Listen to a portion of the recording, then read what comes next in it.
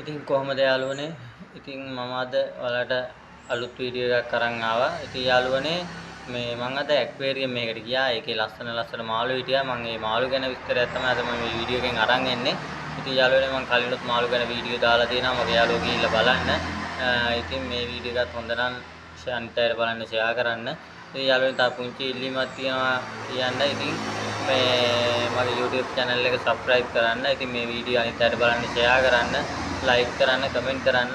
ඉතින් මම ඉස්සරහට මේ වගේ ලස්සන වීඩියෝ අරන් එන්නම්. ඉතින් යාළුවනේ අපි යන් මේ වීඩියෝ එකට ගිහිල්ලා බලමු ඇක්වේරියම් එකේ හිටපු මාළු මොනුන්ද කියලා. ඉතින් ලස්සන මාළු හිටියා.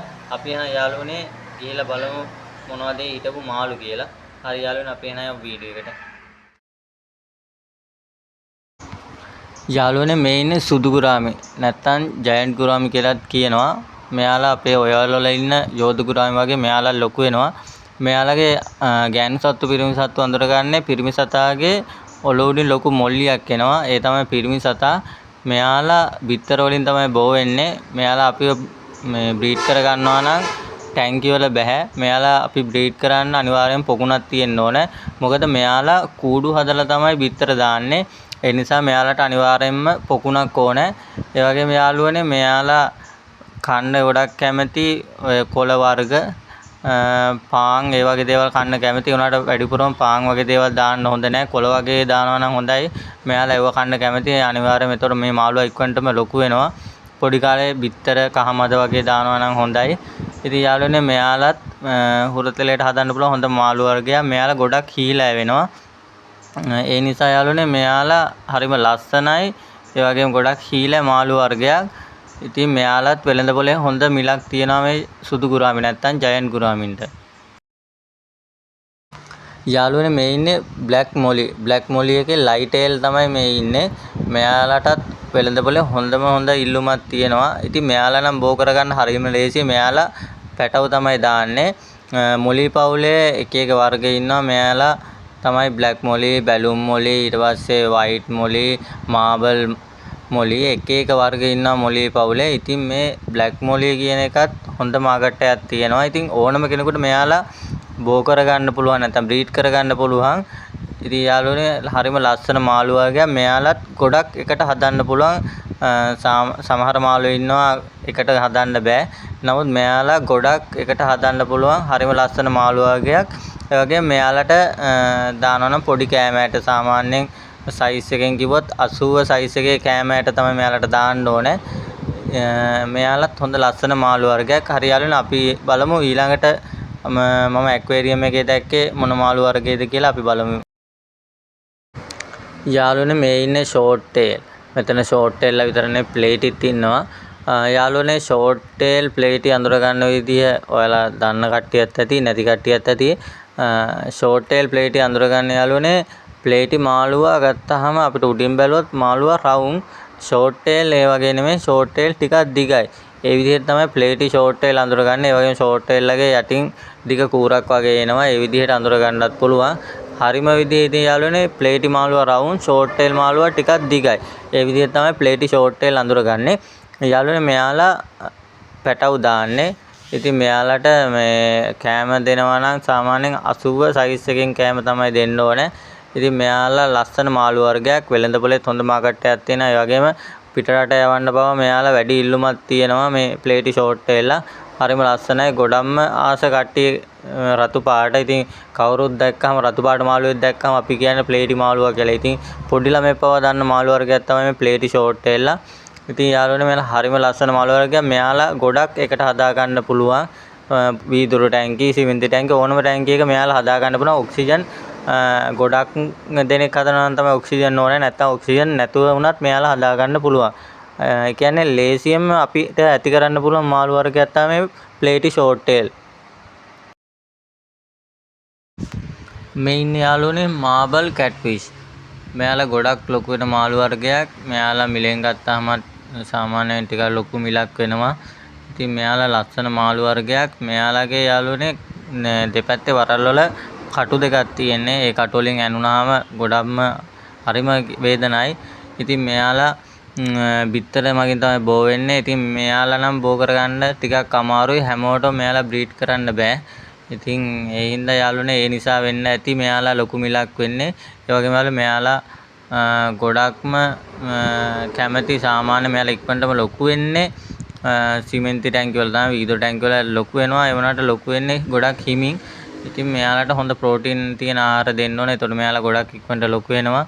ඉතින් යාළුවනේ මෙයාලත් හරිම ලස්සන මාළු වර්ගයක්. යාළුවනේ මේ ඉන්නේ කාෆ්ලා. මෙයාලා කාෆ් පවුලේ වේල් ටේල් කියන කාෆ්ලා. මෙයාලගේ වේල් ටේල් කියන්නේ මෙයාලගේ වරල් ගොඩක් දිගයි. ඒ නිසා තමයි මෙයාලට වේල් ටේල් කියන්නේ. ඉතින් යාළුවනේ මෙයාලා නම් අනිත් කාෆ්ලාට වඩා මිලෙන් ටිකක් වැඩි.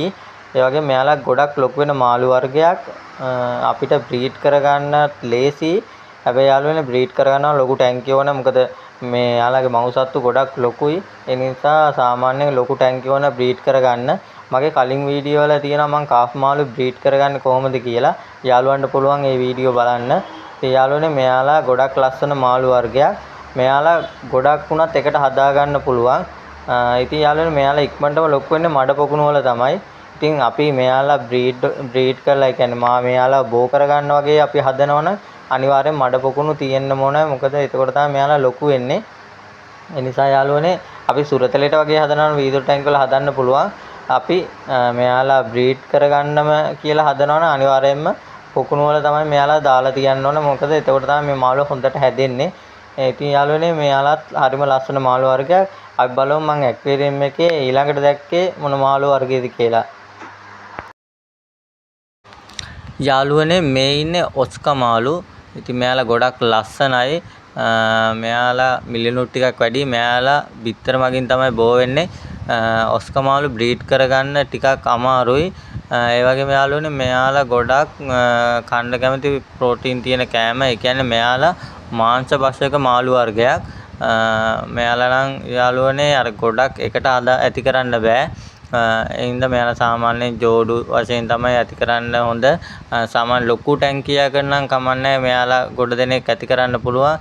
පොඩි ටැංකිය වල නම් මෙයාලා දෙන්නෙක් වගේ තමයි ඇති කරන්න පුළුවන්. මොකද මෙයාලා ලොකු වෙද්දි එකිනෙකා කොටා ගන්න බලනවා. ඒ හින්දා මෙයාලා මෙහෙම ඇක්වේරියම් වල එකට දාලා තිබ්බට මෙයාලා ලොකු වුණාම නම් වීදුරු ටැංකිය වල මේ විදිහට දාන්න බෑ යාළුවනේ.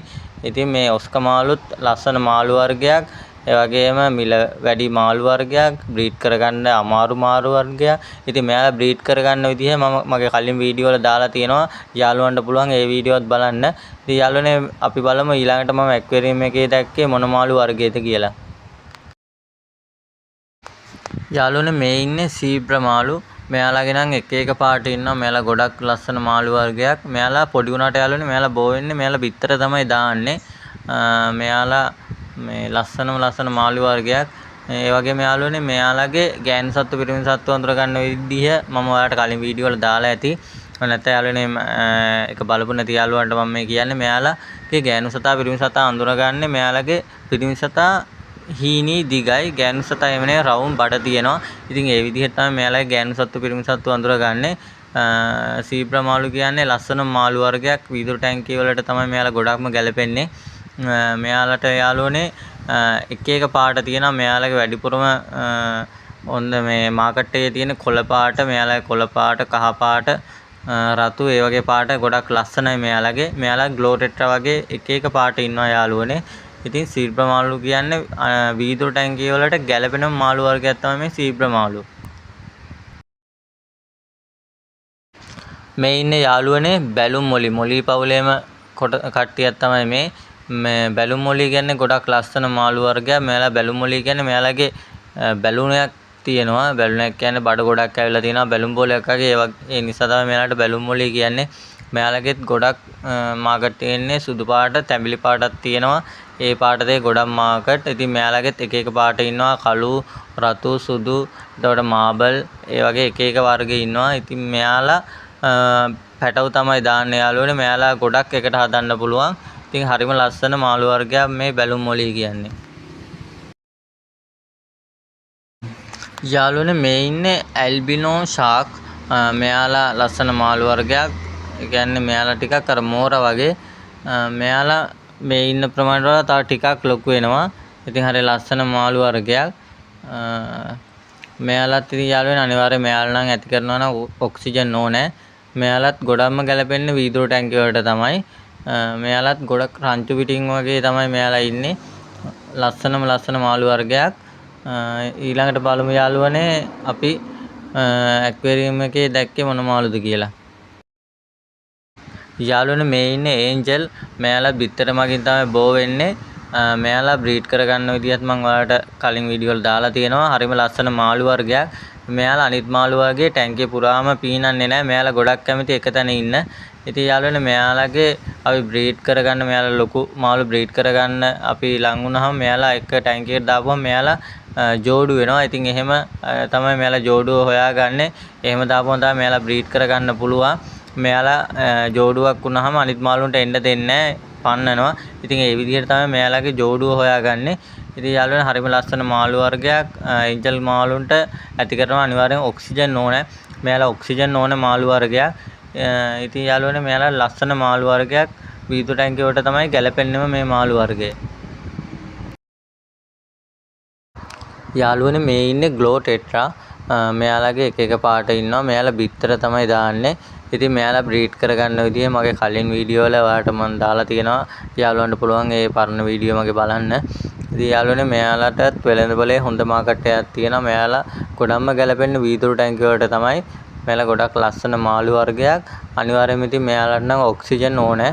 වීදුරු ටැංකිය වල හදනවා අනිවාර්යයෙන්ම ඔක්සිජන් ඕනම මාළු වර්ගයක්. ඒ වගේම වතුර අපිරිසිදු වුණ ගාම මෙයාලා ඉක්මනටම ලෙඩ වෙනවා. ඒ හින්දා පිරිසිදු ජලය නිතරම මෙයාලට ඕනේ. ඉතින් මේ ග්ලෝ ටෙට්‍රා හරි ලස්සන මාළු වර්ගයක් යාළුවනේ. ඉතින් යාළුවනේ මම හිතනවා මම අද අරන් ආපු වීඩියෝ එක ඔයාලා බලන්න ඇති කියලා. ඉතින් යාළුවනේ වීඩියෝ එක හොඳ නම් අනිත් අයට බලන්න ෂෙයා කරන්න. මගේ YouTube channel එක subscribe කරන්න. ඉතින් like කරන්න, comment කරන්න. ඉතින් මේ මොන හරි අඩුපාඩු තියෙනවා නම් කියන්න. ඉතින් යාළුවනේ මේ වගේම ලස්සන වීඩියෝ එකක් අරගෙන මම ආයෙත් එන්නම්. ඉතින් යාළුවෝ හැමෝටම බුත්සරණයි. මම වගේ ලස්සන වීඩියෝ එකක් අරගෙන මම ඉක්මනටම එන්නම්. යාළුවෝ හැමෝටම පරිස්සමෙන් ඉන්න.